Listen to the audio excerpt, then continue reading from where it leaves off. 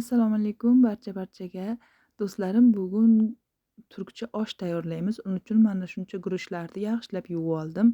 Mana shunaqa mana shuncha yog'dan foydalandim. Bu simichka yog'i, Turkiyada buni chechak yog'i deb qo'yadi. Keyin mana shu a, osh uchun mana oshni rasmini ham qo'yib qo'yibdi. Nima yog' bor ekan, men bu yog'dan foydalandim, margarin. A, xohlasalaring buni o'rniga sariyog' ishlasalaring ham bo'laveradi. Keyin mana shunaqa konservadan foydalandim. Yashil no'xatli. Xohlaganlar uyda misol uchun no'xat bo'lsa, no'xatni qaynatib, o'zimizda oshga solingan no'xatdan solsa bo'laveradi. No'xat solmasalaring ham bo'laveradi. Uning uchun mana simichka yog'ini solamizda, margarinni solib, yaxshilab nima qilamiz? Eritib olamiz margarinni suvi ketguncha yog'da.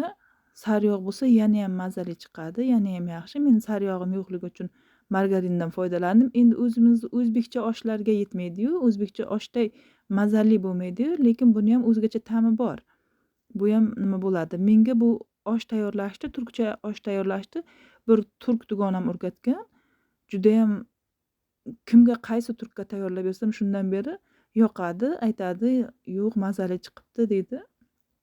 Shuning uchun men har doim mana shu uslubda nima qilaman, tayyorlayman. Mana yog'ga guruchimizni yaxshilab qovurib olamiz. Guruch yog'da bir 5 minutlar qovuriladi. Qovurilganda guruchni rangi oqaradi-da qizlar. Oq rang bo'ladi. Men oldin hech unaqa qilib ko'rmaganman. O'zim birinchi marta bu yerda ko'rdim. Mana shunaqa oq rang bo'ladi, qaranglar. Ana shunday bo'lguncha yaxshilab qovuramiz. Qovurib bo'lgandan keyin mana bu xohlaganlar solmasa ham bo'ladi. Solishni xohlaganlar mana shu no'xatdan solamiz. Solsalaring o'zgacha ta'm chiqadi, mazza beradi. Mazasi yaxshi. Menga yoqadi bu. Men har doim tayyorlaganimda shundan solaman. Tuz solamizda, ustidan keyin qaynab turgan suv solamiz. Oshimiz ustidan.